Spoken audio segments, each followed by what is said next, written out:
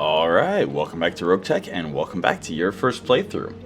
So, let's go ahead and just get into the mission. I mentioned yesterday that, well, in yesterday's episode, it's actually been a minute since I recorded, and there's been a patch, but regardless, I actually mentioned I wanted to do this destroy base. And our melee mech is out, but it's a destroy base, so you can't really punch buildings last I checked. And we are facing a very common thing that we run into. We're fighting planetary government. If they have valuable stuff, more salvage is obviously going to be more valuable. But if they don't, then more sea bills is obviously going to be more valuable. So I think I'm going to actually just go sea bills here. Only go for the 2.9 salvage and the almost 1 million sea bills, which should give us the ability to travel. Since we already have the financial report under control, the travel cost is only like 25,000.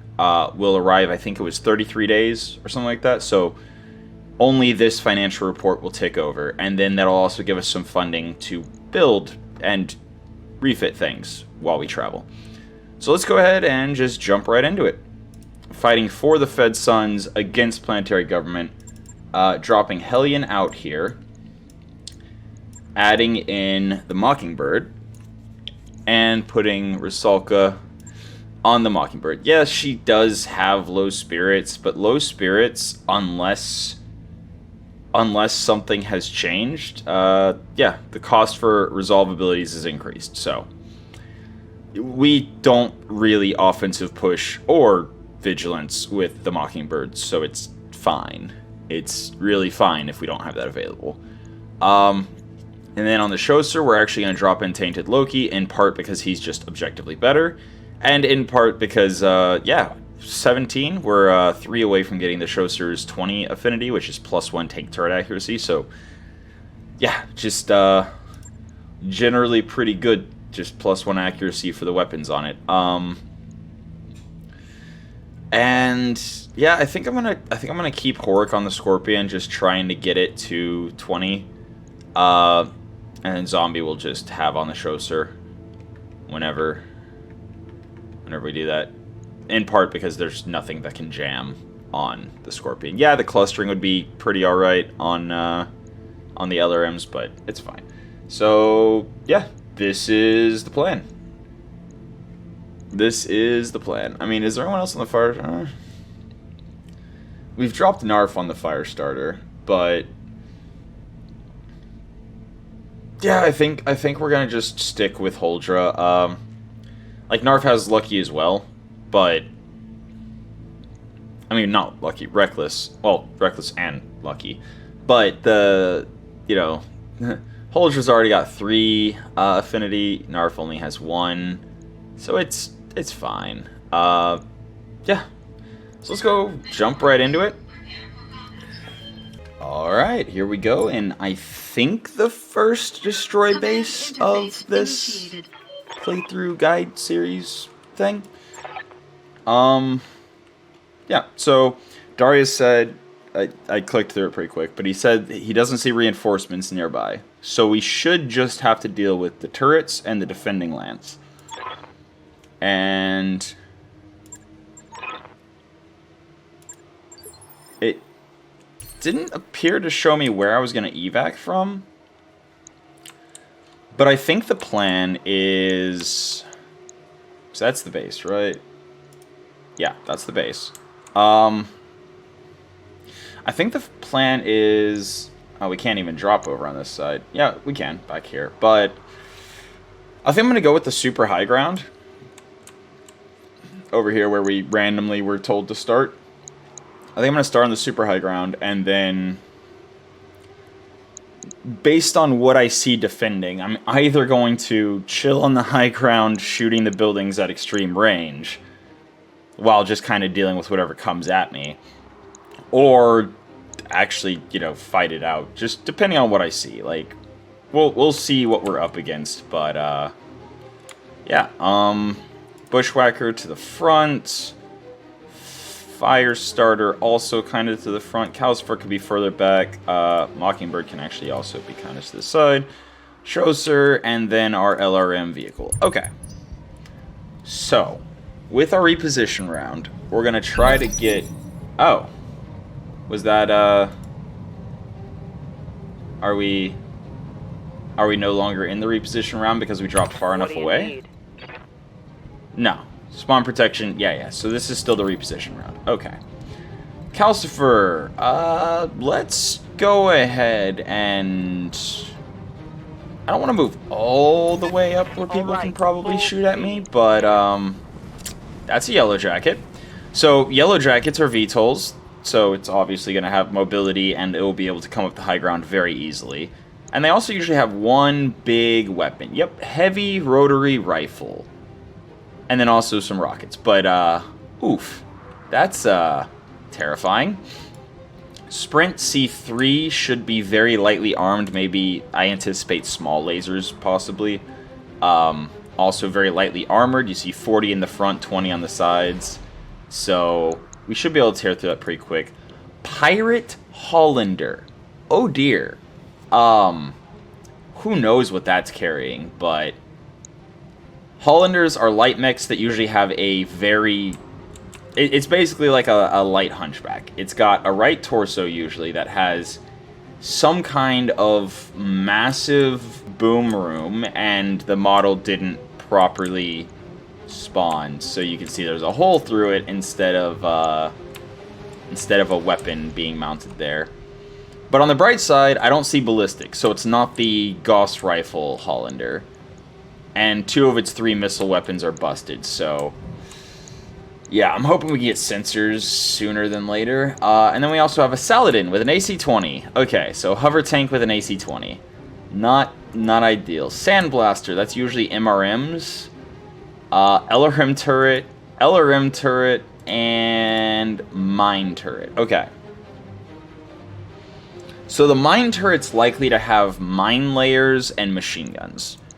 But it's also the turret that's least likely to have line of sight to us ever. So we might not have to worry about it. We'll see. We'll see.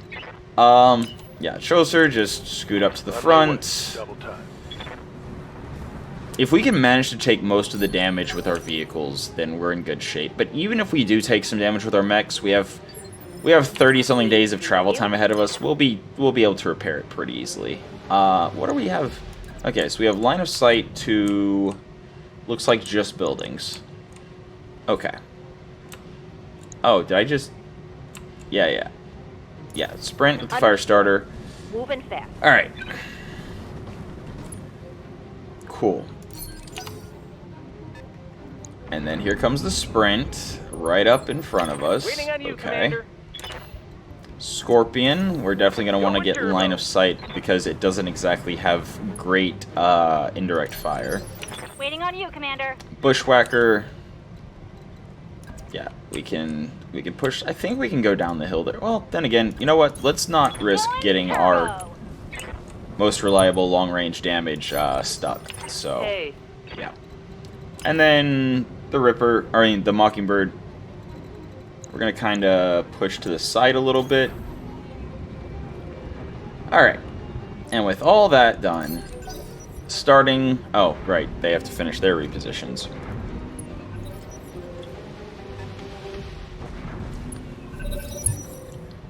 Okay. Right. So, we have Huldra first. The Yellow Jacket's turn 9. But it's also very scary. And SRMs and AP Gauss rifles would be actually fairly reliable way to deal with this. And we can get a side strike.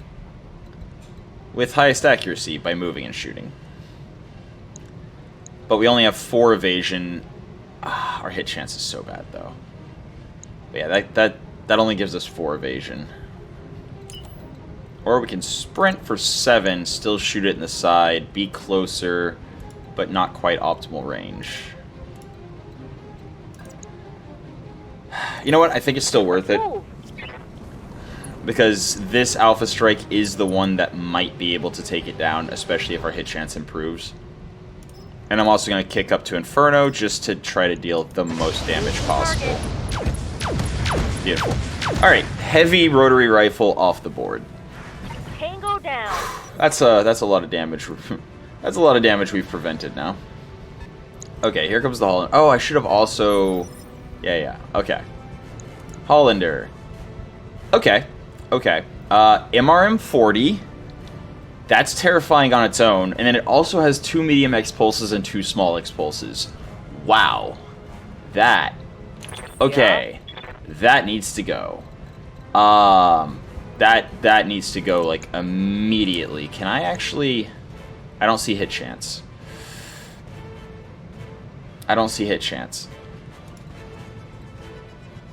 So I can move for 9 or for 8. Yeah, I can move for 8. Yeah, let's try it. Oh man, if we can overheat this dude and maybe get him to shut down. There's a chance no, we're not going to open him. There's no way we open. I'm going to actually not fire the machine guns to save the recoil. Aye. Engage. And I'm also really hoping the tag hit. Yes, tag hit. Beautiful. SRMs are out. Not as much heat damage as I would have liked, but it's fine. And then, we should have actually taken the chance with Calcifer's sensor roll. We should have taken the opportunity to look and see exactly what everything has. I mean, that Sandblaster probably has MRMs as well. And we can't get an angle on the Hollander, which is the most dangerous thing on the battlefield right now that I know of. So here, from this angle, we have 63%. From this angle, we also have 63%. And we have one more evasion, so let's do that. On the move. Full speed. Okay. So, yeah. I copy. Turrets luckily have no evasion, so we should be able to shred it pretty quickly. The Hollander already acted. So hopefully Calcifer actually has initiative on the Hollander next round, and we can potentially do more heat damage. And I'm actually just going to push hard with our VTOL. I can actually move for 10, which gives us 48s and 42s. Or I can sprint for 10, which is, yeah, okay. Alright, yeah, let's just push with the Mockingbird. And yeah. Here we go. 25 damage. Okay. We need better than that. We need to be doing better than that. Alright, the sprint. Not even shooting. What can I do for Okay. Do we have sensors here? We have some pretty good probe. Okay, so it has a medium chem laser. The Sandblaster is MRM 20, so yeah, total of MRM 40, just as scary as the Hollander, minus the X-Pulses, but it also has no evasion, so it'll be easier to destroy. 2 LRM 15s on the LRM turret there. Oh boy. And like I said, yeah, we don't have line of sight to the mine turret, which has 4 mine dispenser 20s and machine guns. Alright, and then LRM 20 quick cells on the standard LRM turret. If it has specialty ammo, that could be scary because, you know, 40 tubes. But quick cell LRMs, I believe, have a default -3 to hit. So it's not actually as scary as just the LRM 30. Waiting for orders. Actually, Horic can get line of sight only to buildings, unless we sprint. In which case, Horic can only get line of sight to the LRM turret. Got it. Alright, well, that settles that. Shooting the LRM turret, and maybe getting some work done. Actually, that's a consideration. So 40 MRMs will be comparable. Well, it'll obviously be stronger than 30 LRMs, but LRMs are going to have longer range. And this is our last activation before they go. LRM turret only has 100 armor left. Sandblaster has 150, so we're more likely to be able to kill the LRM turret. Got it. Max speed, no shooting. So I think that's what we do. Uh-huh. Or we fail to kill the LRM turret. Another That's hit fine. like that and you're toast. That's fine. Saladin, AC 20. Miss. Beautiful. Okay. 100 damage pinpoint did not connect. Love it. Yep. That's a lot of missiles, but the Choser handled it like a boss. Scorpion also having a bunch of missiles flying at it, but again, everything's fine. Ah. Wow. Okay. So the quick cell LRM turret apparently has swarm. Good to go. So its inaccuracy doesn't really matter too much. Now, I think this is definitely a shot on the Sandblaster. Time to die. Man, that that large laser needs to start hitting. And there's more where that came from. Okay. Commander? Firestarter cannot get an angle on the Hollander, and the Hollander does act before Calcifer. So that's scary.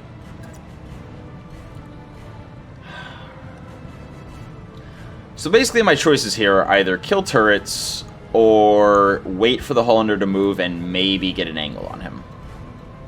Or, you know, shoot the Saladin. Was the base hit chance there? E. Ooh, yeah, no, okay. Alright, let's take a turret down. Full speed, no target. Let's take a turret down. Obviously, starting with the one that has Firing all weapons. more armor and structure left. Beautiful. Cool. That turret is gone. Alright. Now, MRM 40. Fear is unwarranted. It moved and braced. Okay. Yep. The fear was unwarranted. Although now, if I want to shoot it, I have to get like... Oh, never mind. 11 evasion and cover and shooting him. Confirmed. Lovely. Beautiful. Exactly what I want to see. And not gonna fire the machine guns again. There's like no chance of actually getting through the armor. So I'll save the recoil for whenever I get an actually good hit chance on him. I mean, if I use Rusalka to try to destroy this turret, I can then use the Choser and the Scorpion on the Saladin. Or I can just use the Mockingbird on the Saladin. Also, the Mine Dispensers can't fire at flying targets. So if they do decide to shoot at me, then all they're actually going to effectively do is just put mines around the Saladin. Targeting. Or now for strike. I've got Alright, multiple structure is weapons, exposed. No ammo. Structure is exposed, and proximity... Okay, he's still shooting at the Choser. Beautiful. And he stood in shot, with his back open. Alright. Cool. Choser, yeah, absolutely. Gonna go finish off... Go finish off the LRM turret. Lovely. Or at least should finish off Targeting for an the alpha. LRM turret. Yeah, there we go. One less turret. What can I do for you? So, at this point we have the sprint. Which, honestly, maybe I do shoot the sprint in the back with perfect hit chance. Affirmative. Okay. I can do that. All weapons are go. Bang. Cool. You're dead. Alright, so... Uh-oh. Oh, right, there's the quick cell. Yeah, quick cell LRMs. Come on, Mech. That's what shot at me. Yeah. I thought it was the mine dispenser shooting at me, and I was like, oh dear. But no. Alright, so we can fire the AC-10 at the LRM turret, or...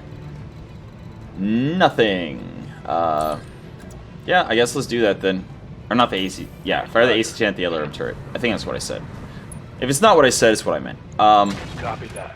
But yeah, we did have the option if they had a lot less long range, like if they had mostly just machine guns and flamers and medium lasers and stuff. We did have the option from this high ground position to just shoot. Actually, I don't want that AC-10 or AC-20 shooting at the Scorpion. So I'm gonna break line of sight.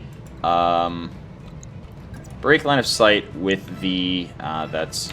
I want line of sight to the turret, but I don't want to give line of sight to the Saladin. Or, you know, really to the mech either. Either way, kind of bad idea. But that should be fine. I can even stand and shoot. Because I don't think the Saladin... yeah, the Saladin doesn't have line of sight from there. But if it gets line of sight, I'm in trouble. So I think I'll actually fall back to here. Moving to position. And then shoot the standard LRM turret. Commencing Alpha Strike. We can do this. Standing by. Okay. And this is an important shot.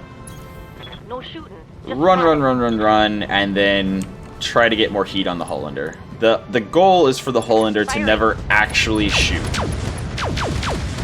Because that MRM-40 is potentially absolutely devastating. Actually, honestly, I can just move and shoot. And it doesn't look like the Saladin will have line of sight from this position. Moving to position. So that's fun. And I think I'm also going to kick the Guardian ECM into active because the Mine Dispenser turret can't see us, and it covers the Saladin and the Hollander. And there's actually a chance that we do open up the back now, so since it's a back strike, let's go ahead and kick our machine guns into full gear. Here we go. Radical Proto Double Heatsink Kit How's Pirate. that taste? Okay. That's interesting. He did not fire the MRM-40. That is important. That is valuable. Waiting for orders. And he is still hot.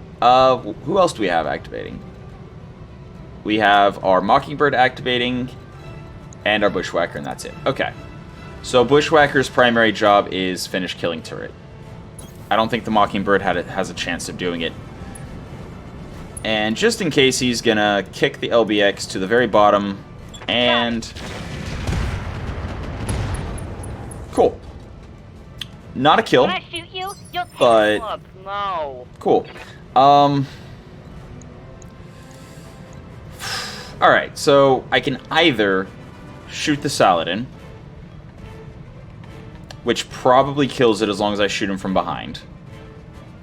Although minimum distance is going to be tricky. I'm going to have to get out of optimal range to do it. I mean, still 83.5. And I only need one. Moving to. And I definitely don't want to stand and shoot with the Mockingbird, so...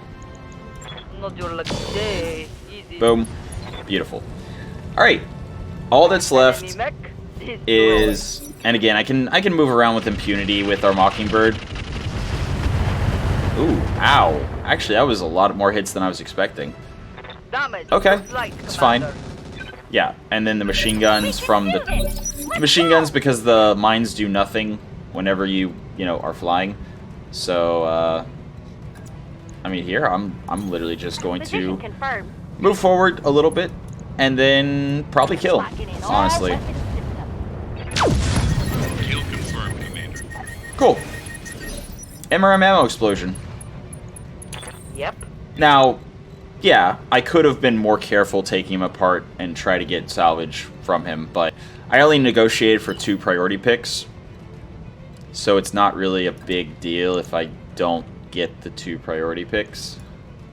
Can I actually shoot a building? No, it's literally just reposition turn, basically. As As long as I don't give the mine layer turret Bug line of out. sight, it's fine. And now, since I'm not in melee range of any enemies, time to kick the Guardian ECM back to passive. And yeah, that's what we got. A tag and a flamer. Waiting for orders. Tainted Loki, just gonna stand and shoot. This should be a kill. Locked on. Let's go. Cool. And now, we have the option Waiting on you, of Commander. ignoring the turret and just destroying the buildings, or killing the turret with indirect fire, Should be good. so that he literally can't do anything. Let's get fired up. And I want the I hear extra, I want the bonus pay. So I'm gonna do exactly that. Special delivery. Just stand and shoot indirectly. Let's get fired. Hey, Rusalka. If I'm willing to soak the machine gun shots, which I think I am, I can come in with the medium lasers as well. Yeah, like, yeah, he'll be able to shoot me with the machine guns, but die. if I kill him, he can't. There we go. And even if he did hit with the machine guns, I have plenty of armor left, so I shouldn't be able to get through armor crit. And without through armor crits, there's literally nothing to worry about. Roger. Full speed. But yeah, just destroy the buildings, destroy the turret, and be on our way home. Roger that. I'm reading heavy damage to an enemy structure. Bring it down. So close.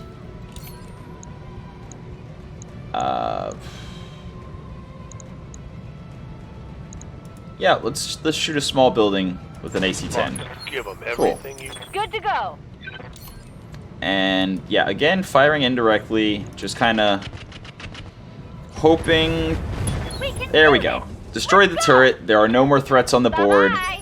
so I'm literally just going to cut to the buildings being destroyed. Period. See you there. All right, and that's the destroy base mission finished. Lovely. All right, easy 1.145 million. Nice. Yeah, we destroyed the base, so 20% increase on payment. We destroyed the garrison, so that's 50,000 flat, and then destroying the base turrets is another 10%. So, despite our about 100,000 C-bills, drop cost, ammo cost, and heat sink and coolant cost, we still got over 1 million C-bills. And reputation with Fed Sons. We took basically no damage. And now we have...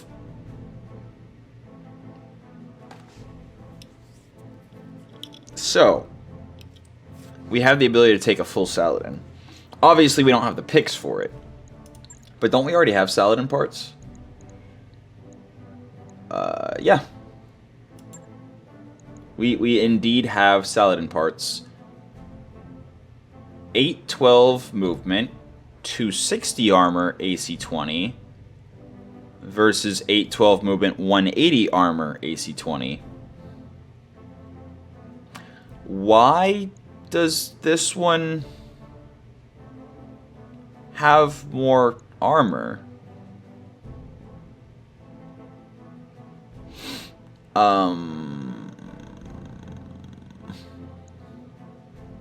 Huh.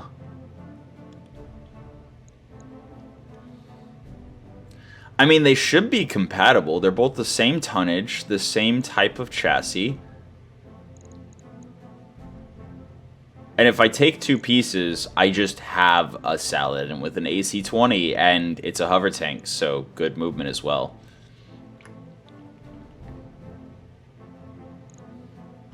I'll think about it.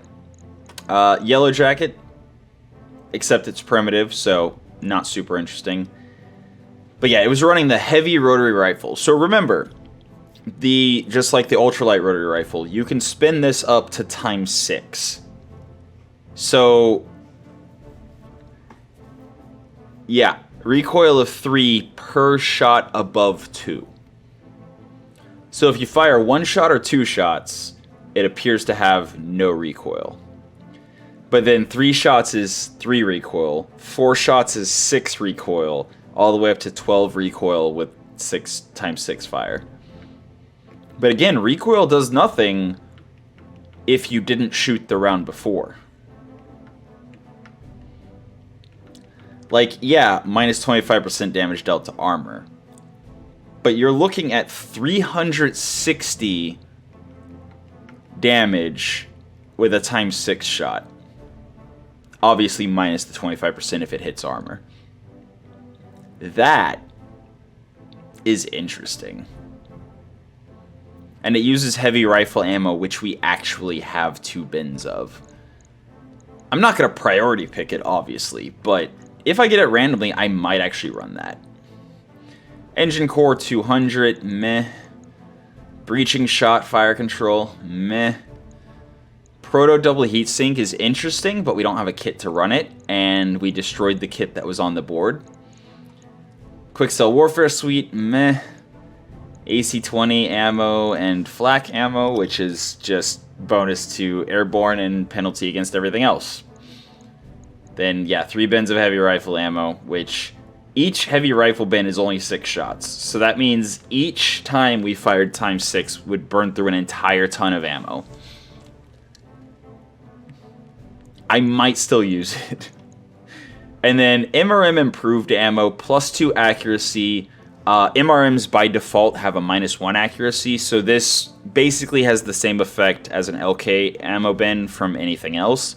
And just like LK ammo, has a higher chance to be intercepted by AMS. But, yeah, even though the actual +2 accuracy, compared to other weapon systems, it would be basically a +1 accuracy. Just negating the inherent -1 penalty for MRMs. But all that said, especially since I don't have an MRM and there's 0 chance of me getting an MRM, yeah, I'm going to take the 2 Saladin parts, and we're going to have a Saladin. And I'm happy with the 2 priority picks. I don't feel like I really missed out on much. We actually got a 3rd Saladin part, so that's cool. If our Saladin at any point explodes and we get at least 3 parts back, we'll be able to rebuild it immediately. We also got the Hollander Pirate part, which is interesting. I mean, it did have a Radical Proto Double Heatsink kit, which is very interesting. But, yeah, we would need 3 more parts to do anything with that. A 40 core. 2 tons. Requires 9 external heatsinks. Yeah.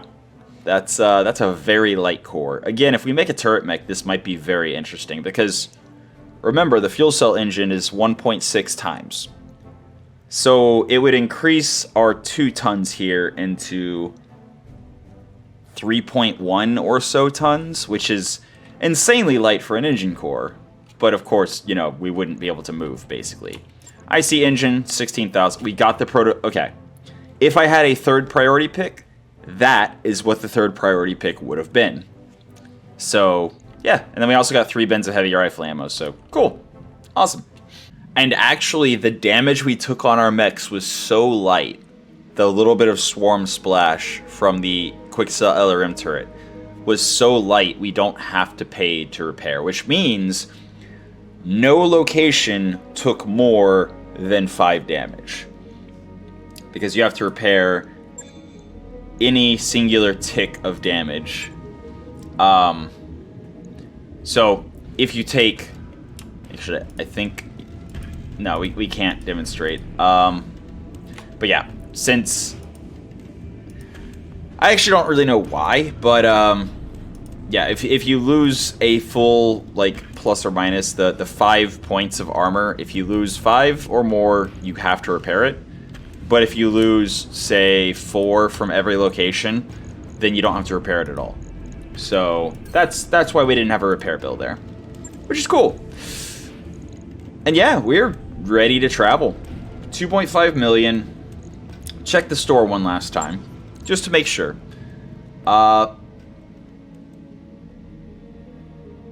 Wait.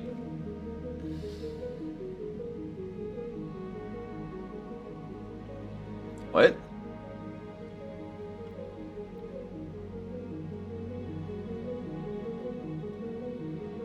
.5 ton bolt-on. One-shot weapon. Does 80 damage. And since it's a streak system, that's guaranteed when it fires, it does 80 damage. Max range of 1200. And then 10 ST means structure damage. I'm buying that. 100% I'm buying that. That is too interesting to not buy. So, that's 80 raw damage and 20 structure damage guaranteed when it shoots. Although it's primarily designed to shoot at flying targets, as you saw from the, whatever it said, +8 or whatever. You can still shoot it at ground targets, which is interesting. And then there's actually another tag. I'll buy a spare tag. Other than that, I think we're fine. Yeah, we're good. Alright, and then the hiring hall, looking one last time.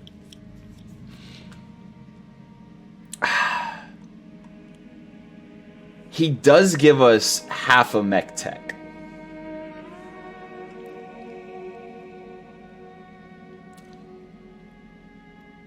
Is punch kick damage interesting? Obviously, we would never punch with the Phoenix Hawk unless it's just overheating because all of its weapons are in its arm. But the Assassin... First of all, having 40 affinity out of the gate gives this -15% signature visibility and +1 local ECM, as well as 3% damage reduction and through armor crit immunity.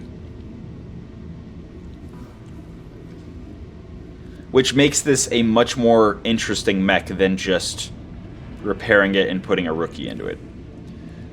Incubus, I don't think we would ever melee, really, because isn't, actually, I stand corrected. There's only 2 lasers in the arm.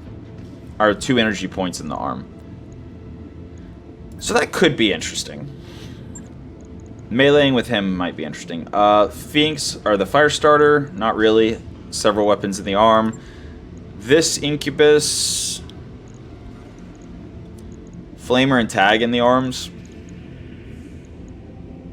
I can see myself meleeing sometimes with that. The Stealth, he doesn't give bonus to melee weapon attacks, just punch and kicks, so the Stealth would not be a good thing for him.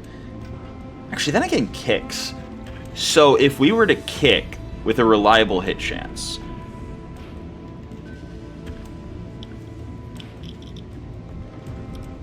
But then again...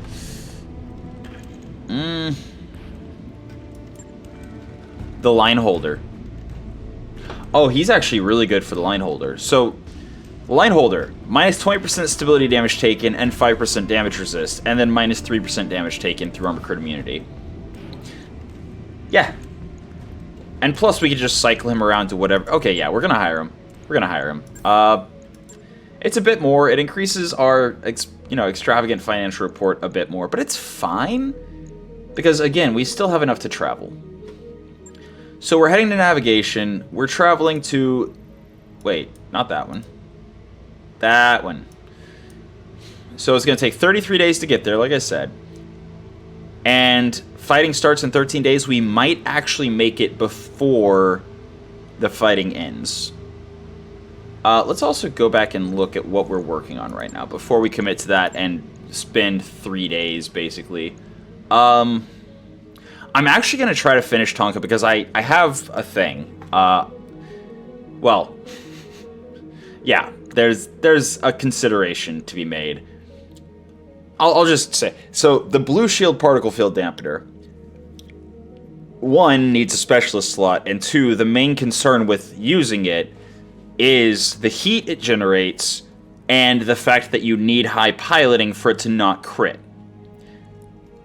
But Tonka is a melee mech with piloting A and B.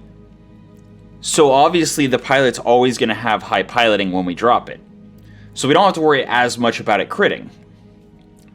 Also, if we remove the stealth, which kind of is counteracting the damage reduction we have across the board, then people are more likely to take it as the target, and the particle shield dampener, yes, that thing, will be very, very effective in combination with like the combat shield and stuff at making this thing super hard to kill.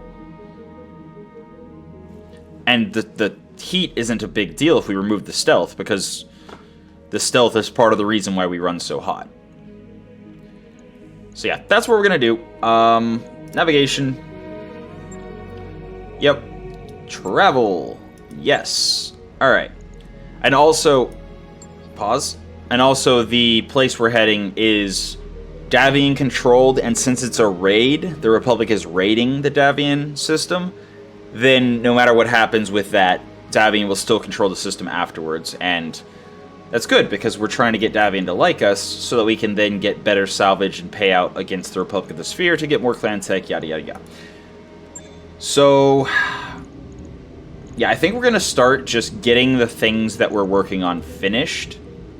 And then we'll do some rebuilds and... library complete. Cool. Ah, that's the thing I didn't look at.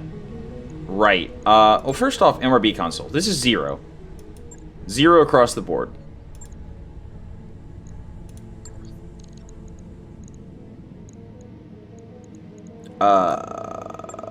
What?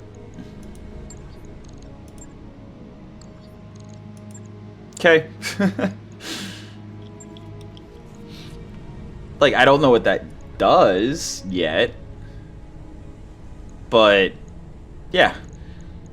Drop information at some point could be useful, because it will tell us if it's a nighttime mission, if it's a dust storm mission, if it's a fog mission, etc. So, for example, the fog mission, as we saw when we dropped in the last one. Well, actually, did I even point out that that we were told it was a fog mission, which means the sensors are still working normally, but visuals is harder to get. So if you have a stealth mech in fog, it can basically vanish. Anyway, refit harness, 10 days, 154,000 plus 1 tech point. Versus morale upgrades that aren't going to do anything until we actually drop in a mission. So, yeah. Tech point. Beautiful. Alright. And, oh, yeah, I could do exactly so. Yeah, stealth. Stealth. Alright. First things first. Stealth X. It makes it harder for enemies to see... Well, no, actually, it's just stealth. It's not mimetic. So it makes it harder for enemies to get sensors on our stealth.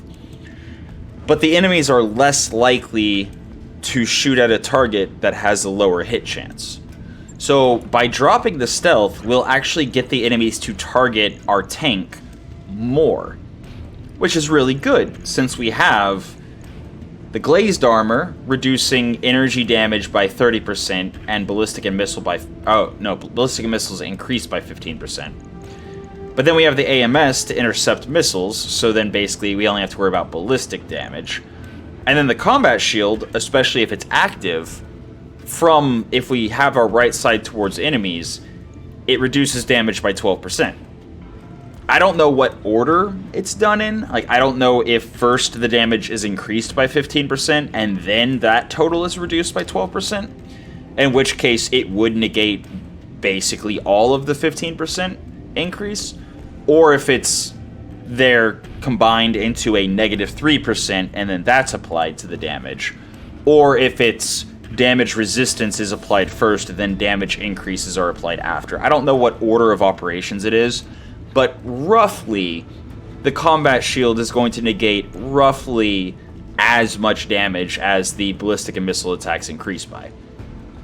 So it is entirely viable for us to keep the clan glazed. But I definitely want to put the... Where is it? Oh, at the very top. Yeah. But we could put the blue shield particle field dampener on the mech. We just have to come up with just over 1 ton. But this, again, first and foremost, is just damage reduction. Even if it's not active, we reduce the energy damage we take by 10%. So already we're taking very, very reduced damage from energy weapons. But then, if we kick it into active, which we only do if we're being shot by a lot of energy weapons, then it starts generating 12 heat per turn, which, if you remember, the Stealth X is increases weapon heat by 6% and flat 6 heat per turn. So it's 12 heat instead of 6 heat per turn. And then since the only weapon we have left that generates heat from firing is the 30 from the Snubnose PPC, then yeah, obviously the 6% is 1.6-ish heat, which is not a big deal. So the blue shield will generate more heat with this particular build than the Stealth X would have, but we're also not going to keep it active all the time. We're just going to turn it on when we're getting shot at by a lot of energy stuff. And also the EM jamming doesn't matter as much for melee as it does for shooting. So altogether, pretty good damage reduction build. We just would need to find 1.17 tons. Now, alternatively, and this is probably what I'm going to do, we can drop the glazed armor, which, again, is giving us 30% energy resistance, but minus 15% ballistic and missile. And if we drop that for example, Clan Pharaoh, that saves us the majority of what we would need to drop for the blue shield, and effectively is giving us 15% ballistic and missile resist in exchange for losing 30% energy resist.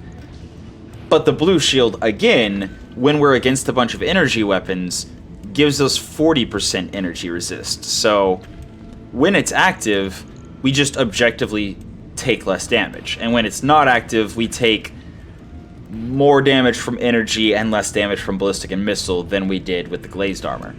Now, the coolest part about this is that means we can put the Stealth X and or the glazed armor on a different mech. Or on multiple different mechs. And once more, the biggest reason that this is, ideal for this particular mech is the massive piloting that a melee pilot's going to have, including the piloting A and B.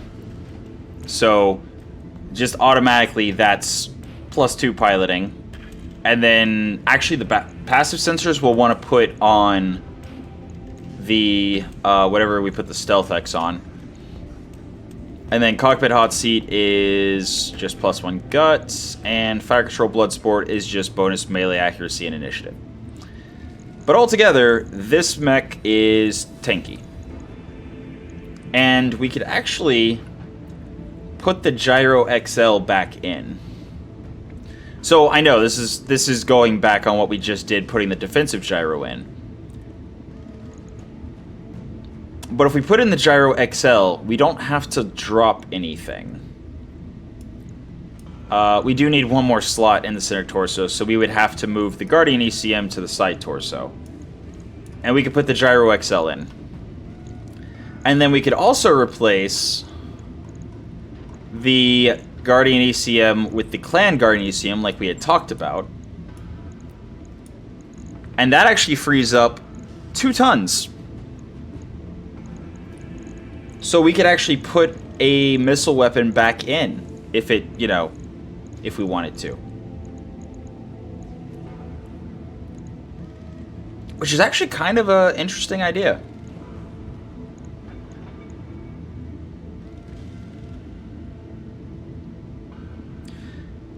We could alternatively put the... If we put the Angel ECM on it, that does do a lot of... Jams enemies by 5 while active. That's a lot. But it would be 2 tons. So we would only have 1 ton remaining.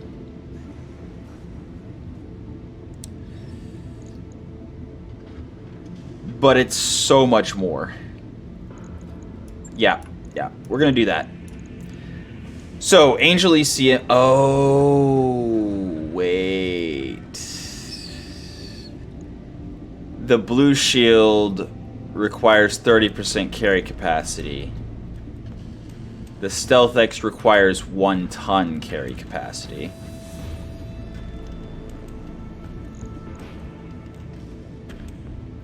So we would either need to downgrade the Exchanger Plus into an Exchanger, or drop the Vibro Sword or the Combat Shield.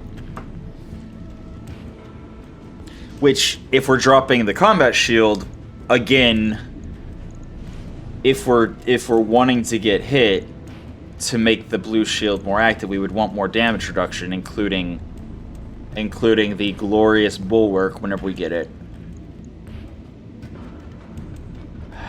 But the Vibro Sword does increase our damage pretty significantly.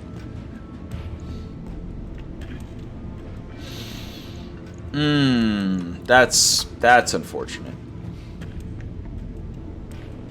That is unfortunate. I mean, the Exchanger Plus.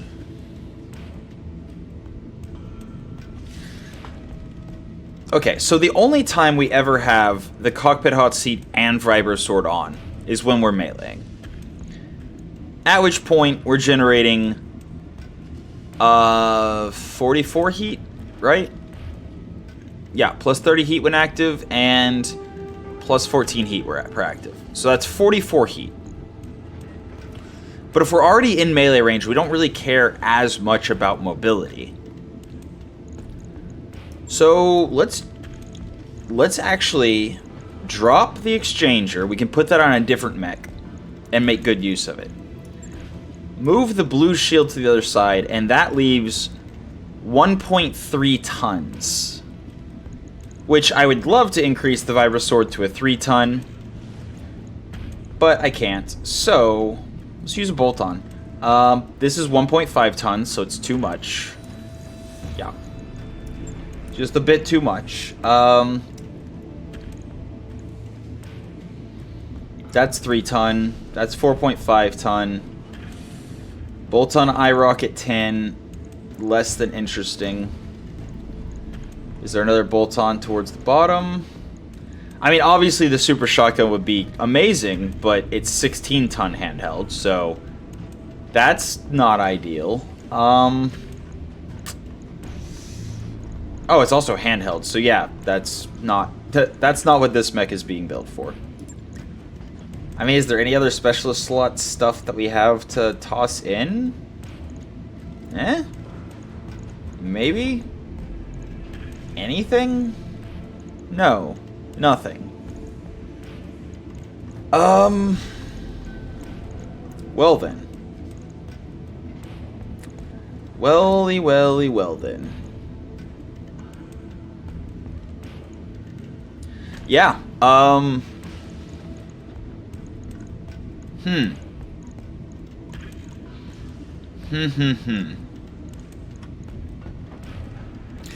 mean, with the XL engine, we could actually...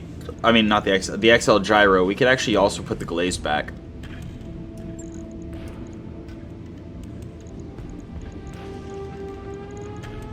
And we have, like, half a ton if we strip a little bit of armor.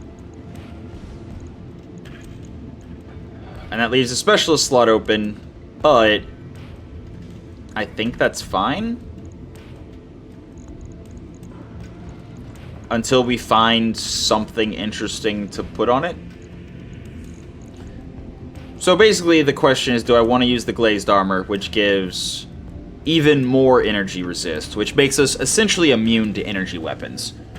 Because between braced and bulwark, which is 40% damage reduction just because we meleeed, and then 30% resistance to energy from this, and then 40% from the blue shield armor system, and then the 12% from combat shields. Like, I think that's overkill. I think that's complete and total overkill. I don't think we need that much energy resistance. And, again, I think I would rather have... Oh, here's an idea. Standard Pharaoh saves less tonnage. Okay.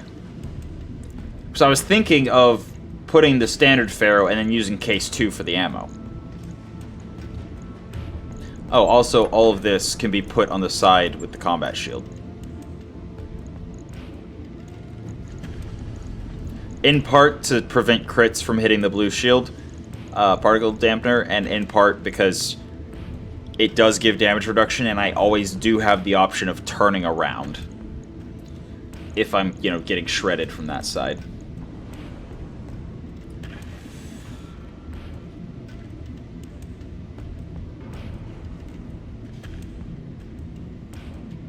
I mean, spiked armor would greatly reduce the amount of melee damage we take. But it would also slow down our walking speed, and we want to be fast here. Heavy industry...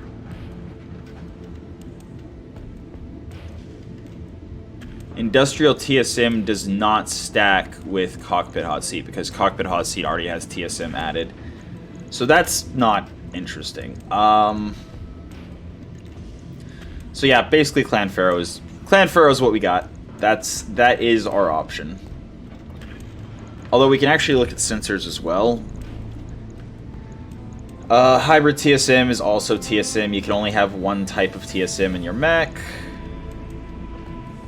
Fuel cell engine would be incredibly stupid because our 315 core is massive. Sensors Recon does not stack with the Beagle Pro. Actually, hold on. Sensors Advanced Jammer doesn't stack with it. Yeah, it doesn't stack with ECM. But Sensors Recon is a probe with no tonnage requirements. Which means we can save 1.5 tons. Our counter's ECM stealth goes down by 1, but we don't care about sensor and sight range, like, at all. And that allows us then to have an additional 1.5 tons for this missile system, whatever we end up making it. So now we've got a total of 2.5 tons, which is enough for a 2-ton weapon system and a half bin of ammo. Which is an SRM-4 and 50 SRM missiles. Which is perfect. That's perfect. And we get to keep that in addition to the machine gun with the half bin of ammo.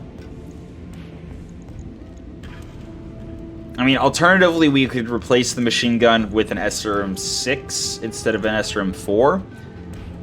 And then have just a half bin of ammo, so we'd only get 9 shots with the SRM-6. But if those 9 shots are into the enemy's back, it's interesting. Mask and Supercharger do not play nice with the combat shield, since they require us to sprint, and the combat shield requires us to walk. So, yeah. I think that is what we do. I think we put the Sensor Recon instead of the Beagle Probe. We upgrade the upgrade the Guardian ECM into an Angel ECM. So it's more about messing with the enemy's sensors than it is us having really good sensors. So if we're against a stealth enemy, probably not going to be able to land our melee hits reliably anyway. I could use the speedy leg actuator, which would reduce our stability threshold by 8. That's a bad idea. Even though we would be dropping our stability damage every time we moved and meleeed, 32 is not a lot. Like, it's pretty easy to stack up 32 stability damage. 10% walk speed would be like 18 meters, which is like half a hex. Or maybe a whole hex, depending on how it rounds. Actually, does it show movement? Yeah, we would get up to 810. Excuse me. Instead of 710. But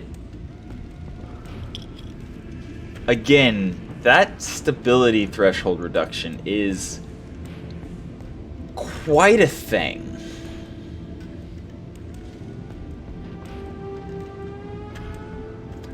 This would remove the hand. No, it wouldn't, actually. Hold on.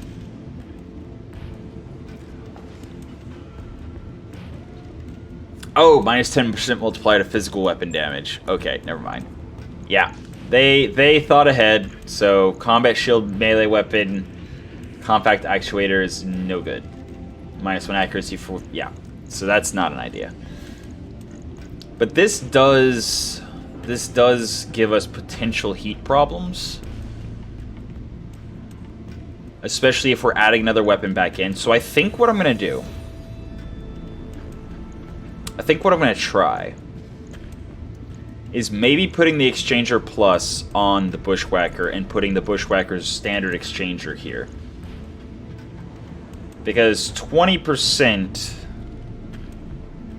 of 9 should be less than 2, but probably not much less than 2. Yeah. Yeah. It's probably like 1.8, so it wouldn't work, actually. Huh. Well, there's always the option of not shooting things. Or replacing the snub with something else.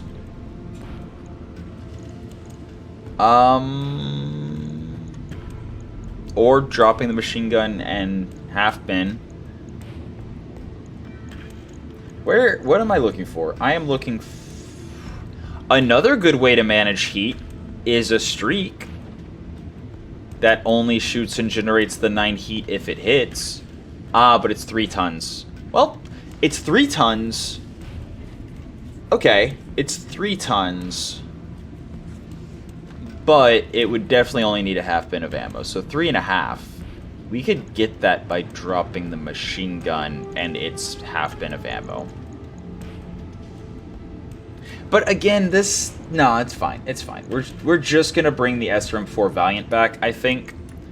Again, damage, crit chance, lovely. Absolutely lovely. And the combat shield does reduce accuracy of all attacks, not just the ones in that location.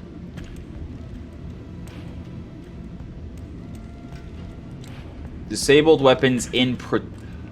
The head is a protected location. We can't shoot the machine gun with the combat shield active. Okay. Well, that makes the decision much simpler. So, SRM-6 Valiant then. And then, with the SRM-6 Valiant, we now have a half ton of ammo. So we could... I mean, we could put fire. Fire hot, fire bad. We don't have a standard just half bin, so yeah, we would have to use Inferno, since that's the only half bin we have. And then back armor, slightly higher. Cool. So yeah, I think that's what we do. I think that's what we do. And then we have a specialist slot open, but only 1.2 or 1.3 tons available.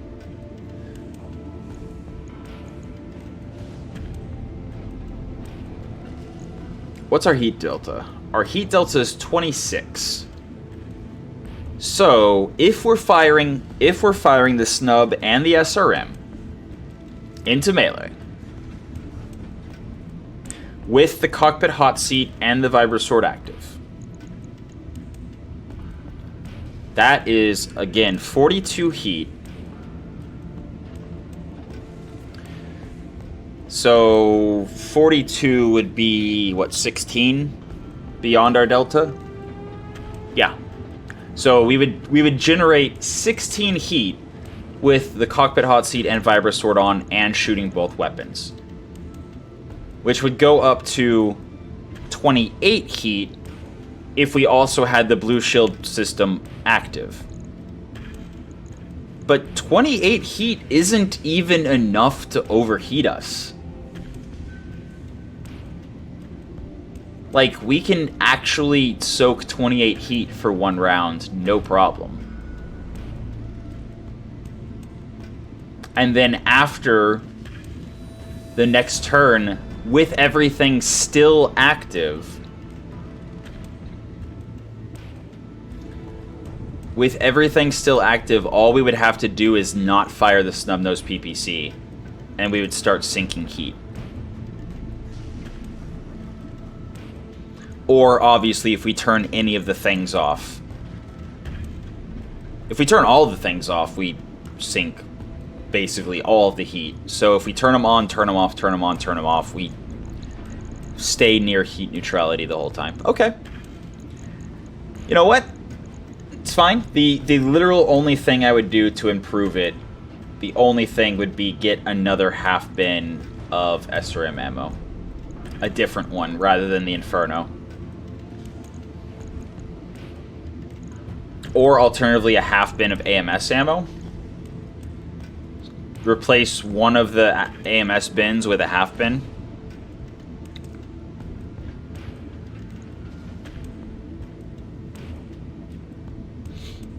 Yeah. That is an option. Okay. For now, I think this is a much better build than the one we just replaced. The one that it previously had.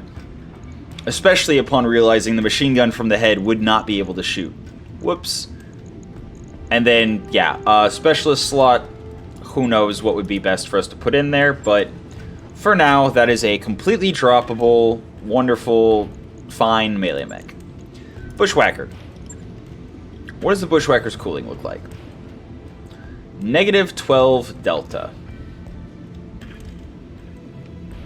-12.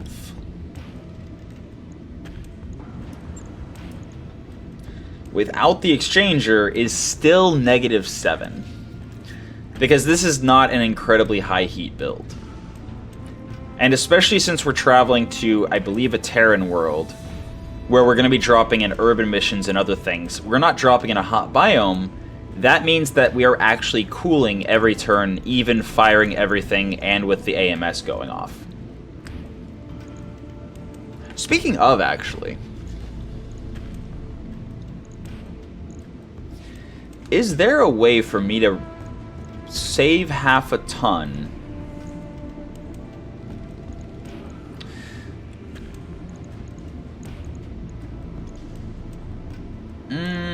No. We do not have a clan large laser.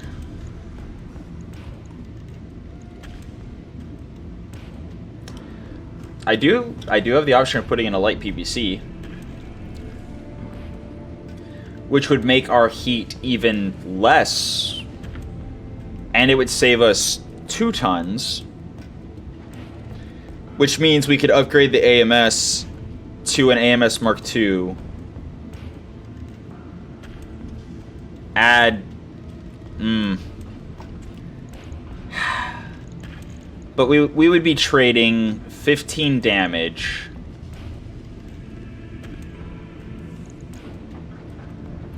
and a little bit of range. LBX is max 720. The LRM is max 900. The ER large is max 840. So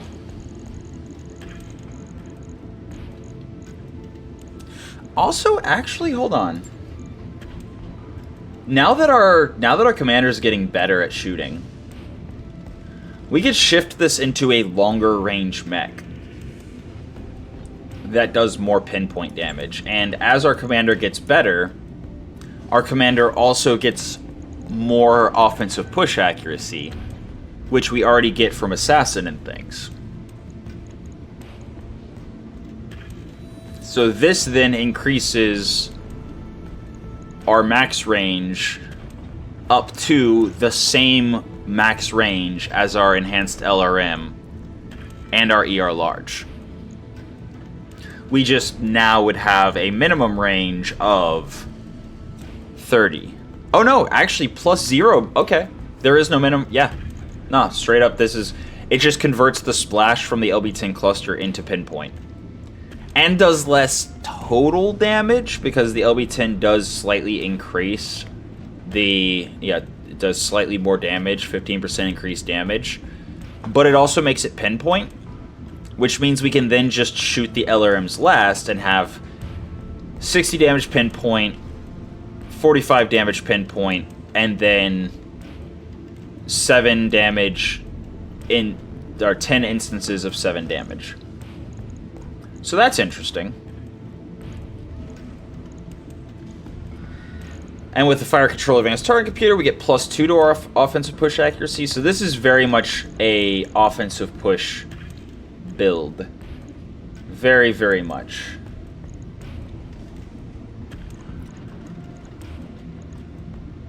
Yeah.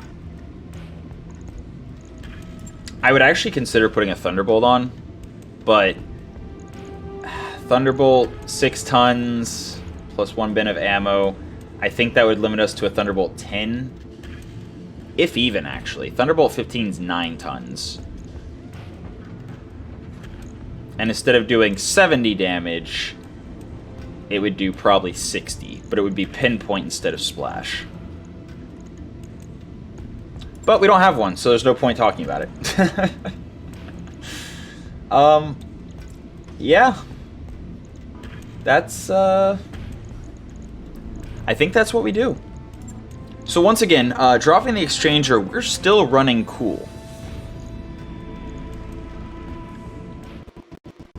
Ooh, graphics card chugging a little bit. Yeah, that happens once the graphics card starts heating up because, yeah, reasons. We have a 5-ton energy weapon that does 45 damage at really impressive range. Large pulse laser would be splash, so not as interesting. And we're managing the heat fine because everything else we're running is quite cool. Yeah. No, I think that's about it. I think that is about it. So, yeah. I think that's all we do. One day, 1,200 C-bills. We get the Exchanger out, so we can try to put the Exchanger in the stealth once we get there. Incubus. Like I said, I want to change the Incubus. You know what? I've been going on. This episode is long enough, so for now, that's been your episode of Roguetech for the day. I hope you enjoyed it, and until next time, have a good one.